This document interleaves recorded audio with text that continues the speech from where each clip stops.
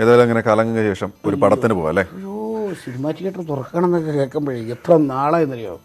എനിക്ക് തോന്നുന്നു ഫോറൻസിക് ഒക്കെ റിലീസ് ആ സമയത്ത് ഫോറൻസിക് സിനിമ തിയേറ്ററിൽ ഓടിക്കൊണ്ടിരുന്ന സമയത്താണ് കോവിഡ് വരുന്നതും തിയേറ്റർ അടയ്ക്കുന്നത്. ഏതാണ്ട് ഒരു വർഷമാകുന്നു.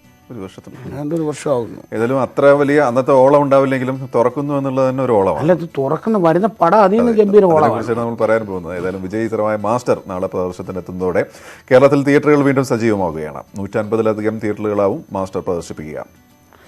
സെൻസറിങ് കഴിഞ്ഞ 11 ചിത്രങ്ങൾ മുൻഗണനാടിസ്ഥാനത്തിൽ തിയേറ്ററിലെത്തുമെന്ന് ഫിലിം ചേംബർ പ്രതിനിധികൾ പറഞ്ഞു. 10 മാസത്തെ ഇടവേളയ്ക്ക് ശേഷം കേരളത്തിലെ തിയേറ്ററുകൾ നാളെ മുതൽ സജീവമാവുകയാണ്. സർക്കാരിന്റെ അനുമതി ലഭിച്ചതോടെ തിയേറ്ററുകളെല്ലാം സാനിറ്റൈസിംഗ് ചെയ്ത് പ്രദർശനത്തിനൊരുങ്ങിയിരുന്നു. കോവിഡ് മാനദണ്ഡങ്ങൾ പാലിച്ച് 50% സീറ്റുകളിൽ മാത്രമേ പ്രേക്ഷകരെ അനുവദിക്കൂ. അതുകൊണ്ടുതന്നെ പരമാവധി തിയേറ്ററുകളിൽ മാസ്റ്റർ പ്രദർശിപ്പിക്കാനാണ് തിയേറ്റർ ഉടമകളുടെയും വിതരണക്കാരുടെയും തീരുമാനം. 150-ലധികം തിയേറ്ററുകളിൽ മാസ്റ്റർ പ്രദർശിപ്പിക്കാനാണ് ആലോചിക്കുന്നത്. മാസ്റ്ററിനു ശേഷം മലയാള ചിത്രങ്ങളും റിലീസ് ചെയ്യും.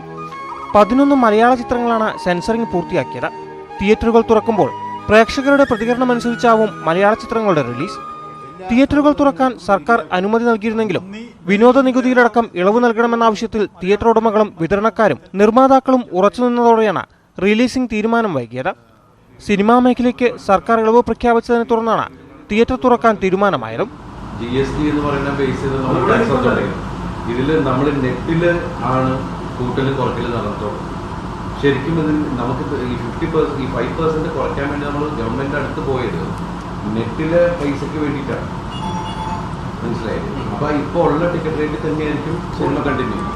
നിശ്ചിത സമയത്തിനകം തിയേറ്റർ ഉടമകൾ കുടിശ്ശിക നൽകുമെന്ന് ഉറപ്പു നൽകിയ സാഹചര്യത്തിലാണ് സിനിമ റിലീസിംഗിന് വഴിതെളിഞ്ഞത്. ന്യൂസ് 18 കൊച്ചി.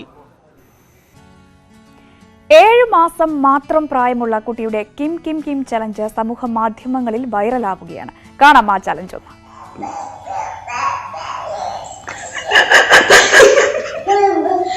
കിം കിം കിം കിം കിം കിം കിം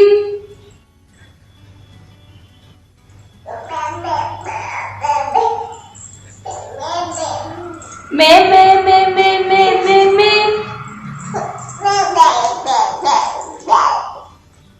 കിം കിം കിം കിം കിം കിം കിം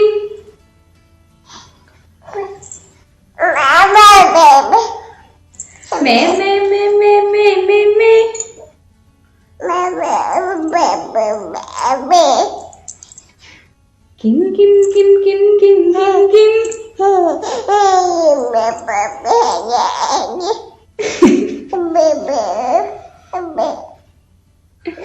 മേ മേ മേ മേ മേ മേ മേ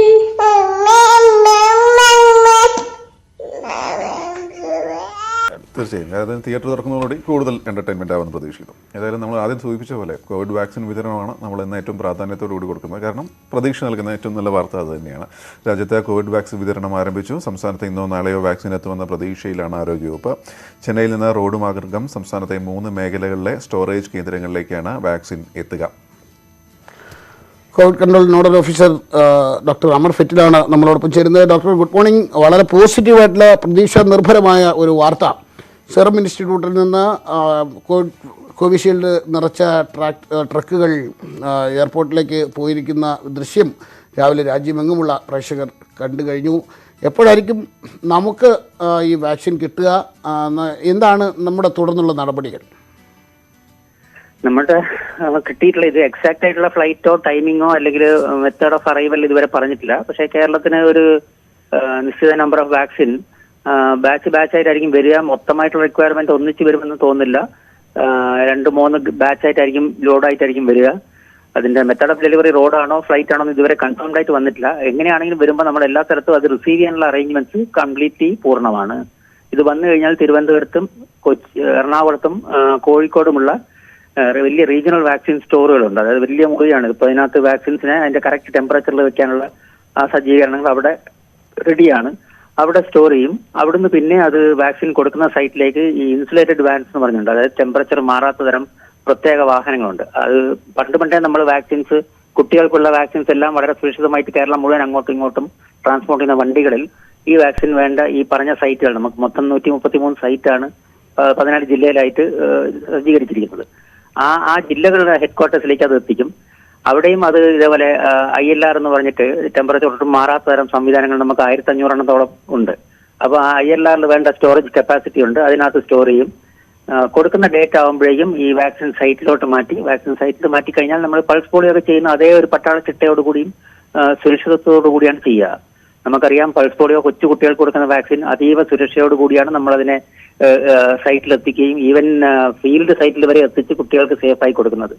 ഇതെല്ലാം ഹോസ്പിറ്റലിൽ വെച്ചാണ് കൊടുക്കുന്നത്. അപ്പോൾ കുറച്ചും കൂടെ എളുപ്പമാണ് ആ ജോലി, ഫീൽഡിൽ എത്തിക്കുന്നതിനേക്കാൾ എളുപ്പമാണ്. എല്ലാം വളരെ സജ്ജീകരണങ്ങൾ ഒരുക്കിയിട്ടുള്ള ഹോസ്പിറ്റൽസിലാണ് ഇത് കൊടുക്കുന്നത്.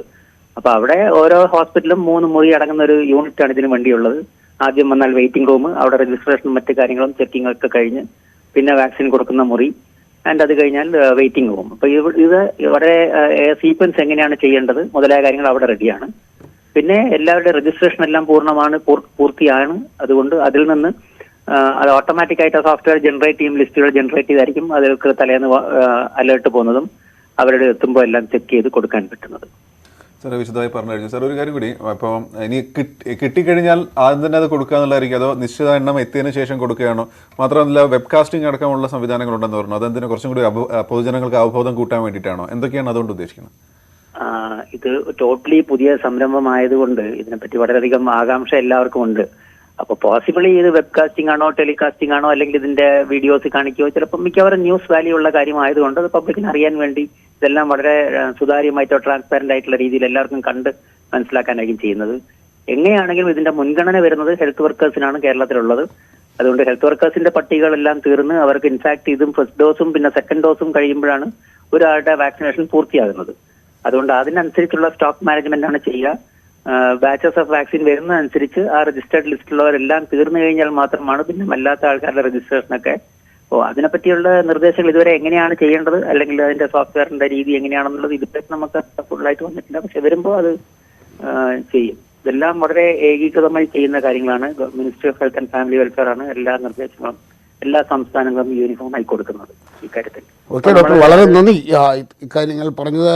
ഡോക്ടർ പറഞ്ഞ പോലെ എല്ലാവരും കൗതുകത്തോടെ അല്ലെങ്കിൽ പ്രതീക്ഷയോടെ നോക്കിക്കാണുന്നൊരു വാർത്തയായതുകൊണ്ടാണ് രാവിലെ വിളിച്ച് ഇക്കാര്യങ്ങൾ ഒരു കൂടുതൽ ക്ലാരിറ്റി ചോദിച്ചത്. ഏതായാലും വളരെ വിശദമായി തന്നെ ഡോക്ടർ കാര്യങ്ങൾ പറഞ്ഞു കഴിഞ്ഞു. നേരത്തെ പറഞ്ഞ പോലെ രാജ്യത്തിനാകെ പ്രതീക്ഷയാണ്. ഇപ്പോൾ NCP വിഷയത്തിലെ ശ്രീ TP പീതാംബരൻ മാധ്യമങ്ങളെ കാണുന്നുണ്ടെന്ന് തോന്നുന്നു. ഒരു നിമിഷമല്ലോ, കഴിഞ്ഞ ചർച്ച നടത്തിയിട്ടില്ല, ഇതുവരെ അങ്ങനെ ചർച്ച നടത്തിയിട്ടില്ല. ഇന്നലെ ഇപ്പം ചർച്ച നടത്താൻ പോണേ. അനുകൂലമായ സമീപനം ഉണ്ടായില്ലെങ്കിൽ മുന്നണി മാറ്റം ആ രീതിയിൽ അങ്ങനെ നമ്മളൊരു പോളിറ്റിക്സിൽ അങ്ങനെ തീരുമാനിക്കാറില്ല. അങ്ങനെ ഇല്ലെങ്കിൽ ഇങ്ങനെ എന്നുള്ള തീരുമാനമില്ല. ചർച്ച കഴിഞ്ഞിട്ട് പാലായാണ് പ്രധാന വിഷയമായിട്ട് നിൽക്കുന്നത്. പാല വിട്ടുകൊടുക്കുക എന്നൊരു ഓപ്ഷൻ മുന്നിലുണ്ടോ? ഇല്ല, ആ ഓപ്ഷൻ ഇല്ലെന്ന് ആവർത്തിച്ച് പാർട്ടി പറഞ്ഞുകൊണ്ടിരിക്കുന്നതല്ലേ. അങ്ങനെ ഓപ്ഷൻ ഞങ്ങളുടെ മുമ്പിലില്ല. അങ്ങനെയാണെങ്കിൽ മുന്നണി വരേണ്ട സാഹചര്യം ഉണ്ടാകും. അങ്ങനെയാണെങ്കിൽ ഞാൻ നേരത്തെ പറഞ്ഞല്ലോ, അങ്ങനെയാണെങ്കിൽ ഇങ്ങനെ എന്നാൽ മുൻകൂട്ടി തീരുമാനിക്കൽ പോളിറ്റിക്സിലില്ല.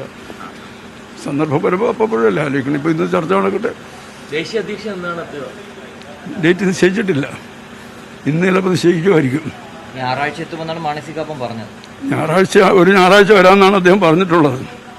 അതായിരിക്കും കാപ്പം പറഞ്ഞ ഡേറ്റ് ഫിക്സ് ചെയ്തില്ല. ഒരുപക്ഷെ മുഖ്യമന്ത്രിയുടെ ഭാഗത്തുനിന്ന് അനുകൂലമായ തീരുമാനം ഉണ്ടായില്ലെങ്കിൽ എന്തായിരിക്കും NCPയുടെ ഒരു നിലപാട്? അതൊക്കെ ഉണ്ടായില്ലെങ്കിൽ അപ്പോൾ പാർട്ടി ആലോചിച്ചിട്ടല്ലേ ചെയ്യുക. പാർട്ടി ആലോചിക്കും, അത്രേ ഉള്ളൂ. എന്തേ ഉണ്ടെന്നുള്ളത്. മുന്നണി മാറ്റം എന്നുള്ള ഒരു വികാരം പാർട്ടിക്കുള്ളിലുണ്ട്. ഇപ്പോൾ പാർട്ടിയിലില്ല, എൻ്റെ ആവശ്യമില്ല. കാരണം സീറ്റ് ലഭിക്കാത്ത പക്ഷം അത്തരത്തിലൊരു സീറ്റ് ലഭിച്ചതിൻ്റെ അടിസ്ഥാനം മുന്നണിയും സീറ്റും ഒക്കെ ആയിട്ടൊരു ബന്ധമില്ല. അല്ല, എല്ലാവരും പാലാ സീറ്റിന് വേണ്ടി പറയുമ്പോൾ AK ശശീന്ദ്രൻ മാത്രം മാറി നിൽക്കുകയാണ്. കേന്ദ്രം മാറി നിൽക്കുകയല്ല, പാർട്ടി തീരുമാനമെടുത്ത AK ശശീന്ദ്രൻ കൂടെ ഉണ്ടാവും. എങ്ങനെ ചോദിച്ചാലും പീതാംബരൻ മാസ്റ്റർ വായിന്ന് ഇത് കൂടുതൽ വരാനുള്ള സാധ്യത ഞാൻ കാണുന്നില്ല. മാത്രമേ പറയുള്ളൂ. എങ്ങനെയൊക്കെ ചോദിക്കുന്നുണ്ട്, പക്ഷേ എപ്പോഴും അല്ല അതിന് മറ്റേ സാധ്യതയില്ലല്ലോ. പീതാംബരൻ മാസ്റ്ററിൻ്റെ കഥ ഭയങ്കര രസമുണ്ടല്ലോ. ഈ NCPയുടെ ദേശീയ നേതാവായിരുന്നു. ദേശീയ നേതാവാണ്. ഇവിടെ സംസ്ഥാനത്ത് ഇവിടെ അടിയോടടിയായപ്പം ഈ പീതാംബരൻ മാസ്റ്ററാണ് ഇവിടെ കൊണ്ടുവന്ന് സംസ്ഥാന ദേശീയമായിട്ടെത്തിയേക്കാണ് പ്രശ്നം ഉണ്ടാക്കാതിരിക്കാനായിട്ട്. ഏതായാലും NCPക്കാർ ഇന്ന് മുഖ്യമന്ത്രിയുമായിട്ട് ചർച്ച നടത്തുന്നുണ്ട്. അതിനകത്ത് എന്തെങ്കിലും സംഭവിക്കില്ലെന്ന് നോക്കാമെന്ന മട്ടിലാണ് പീതാംബരൻ മാസ്റ്റർ. AK ശശീന്ദ്രനാണ് ഈ ഒരു സീറ്റിൻ്റെ പേരിൽ മുന്നണി വിടുന്നത് ശരിയല്ല എന്നുള്ള ഒരു ഏർപ്പാടിൽ നിൽക്കുകയാണ്. ഏതായാലും ഇന്നറിയാം NCPയുടെ കാര്യം. അങ്ങനെയാണെങ്കിൽ ഇങ്ങനെ എന്ന് പറയുന്ന അർത്ഥമില്ല, പക്ഷേ എങ്ങനെയാണ് എന്നുള്ളത് നമുക്ക് വരും മണിക്കൂറിൽ അറിയാം. തിരിച്ചു വരാൻ വളരെ പെട്ടെന്ന് ഇടവേളയ്ക്ക് ശേഷം. 4 3 നായക്കുട്ടികളും ഒരു പൂച്ചക്കുട്ടിയും. കുപ്പിയും പാട്ടയും പെറുക്കി ഉണ്ടാക്കുന്ന അന്നത്തിൽ പകുതി റോസി ഇവർക്കായി കരുതി വയ്ക്കും. റോസിക്ക് സ്വപ്നമാണ് തലചായ്ക്കാൻ ഒരിടം.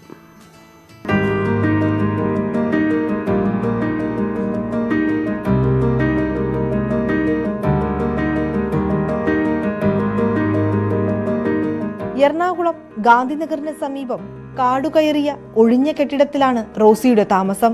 ഒറ്റയ്ക്കല്ല, ഒപ്പം മക്കളെപ്പോലെ സ്നേഹിക്കുന്ന പക്രുവും പൊടിയനും നിമ്മിയുമൊക്കെ ഉണ്ട്. ലോക്ക്ഡൌൺ കാലത്ത് ഉടമസ്ഥർ വീട് മാറിപ്പോയപ്പോൾ തെരുവിൽ ഉപേക്ഷിക്കപ്പെട്ടവരാണ് ഇവരൊക്കെ.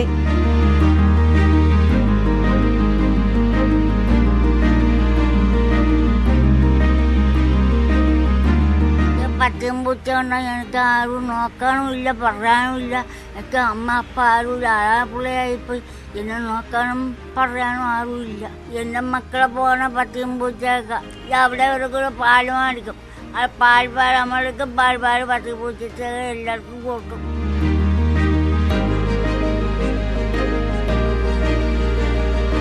വർഷങ്ങൾക്ക് മുൻപ് തിരുവനന്തപുരത്ത് നിന്ന് കൊച്ചിയിലെത്തിയതാണ് റോസി. വഴിയരികിലെ കുപ്പിയും പാട്ടയും ഒക്കെ പെറുക്കി വിറ്റാണ് ജീവിതം. ഇതിനിടയിലാണ് പന്തളം സ്വദേശി അജയനെ കൂട്ടിനു കിട്ടിയത്. കാടുകയറിയ ഈ കെട്ടിടത്തിൽ എത്രനാൾ സുരക്ഷിതരായി ജീവിക്കാൻ കഴിയുമെന്നറിയില്ല. അതിനു പുറമെ ശാരീരിക ബുദ്ധിമുട്ടുകളുമുണ്ട്.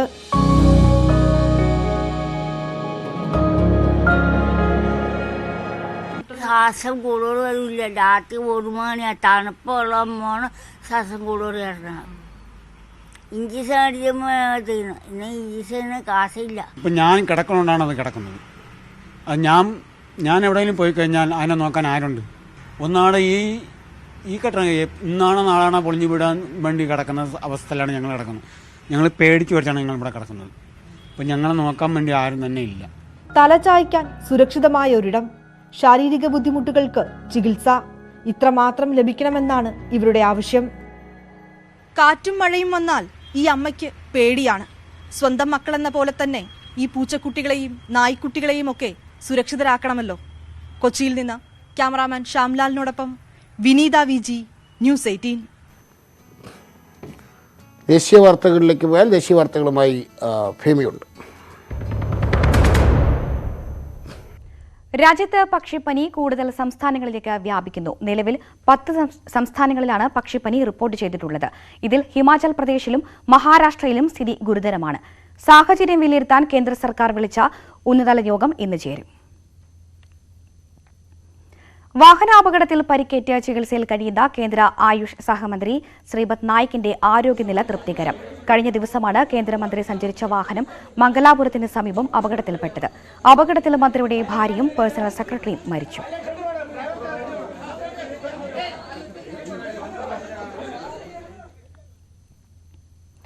ഈ വർഷം റിപ്പബ്ലിക് ദിന പരേഡിൽ മുഖ്യാതിഥി ഉണ്ടാകില്ല. കോവിഡ് വ്യാപന പശ്ചാത്തലത്തിൽ മുഖ്യാതിഥിയായി നിശ്ചയിച്ചിരുന്ന ബ്രിട്ടീഷ് പ്രധാനമന്ത്രി ബോറിസ് ജോൺസൺ യാത്ര റദ്ദാക്കിയിരുന്നു. ഈ സാഹചര്യത്തിൽ പുതിയ അതിഥിയെ ക്ഷണിക്കേണ്ടതില്ല എന്നാണ് കേന്ദ്ര സർക്കാർ തീരുമാനം. 1966 ലാൽ ബഹദൂർ ശാസ്ത്രിയുടെ അപ്രതീക്ഷിത വിയോഗത്തിന് പിന്നാലെ നടന്ന റിപ്പബ്ലിക് ദിന പരേഡിലാണ് അവസാനമായി വിദേശ അതിഥിയെ പങ്കെടുപ്പിക്കാതെയിരുന്നത്. ഡൽഹി MLA സോംനാഥ് ഭാരതിയെ ഉത്തർപ്രദേശിൽ അറസ്റ്റ് ചെയ്ത സംഭവത്തിൽ പ്രതിഷേധം ശക്തമാക്കാൻ ആം ആദ്മി പാർട്ടി തീരുമാനം. മുഖ്യമന്ത്രി അരവിന്ദ് കെജ്രിവാൾ ഇന്ന് പ്രതിഷേധങ്ങൾക്ക് നേതൃത്വം നൽകിയേക്കും. കഴിഞ്ഞ ദിവസമാണ് റായ്ബറേലിയിൽ സ്കൂളുകൾ സന്ദർശിക്കുന്നതിനിടെ സോംനാഥ് ഭാരതിയെ അറസ്റ്റ് ചെയ്തത്. അനുമതിയില്ലാതെ സന്ദർശിച്ചതിനും ജീവനക്കാരുടെ പ്രവർത്തനങ്ങളെ തടസ്സപ്പെടുത്തിയെന്നും ആരോപിച്ചാണ് പോലീസ് നടപടി.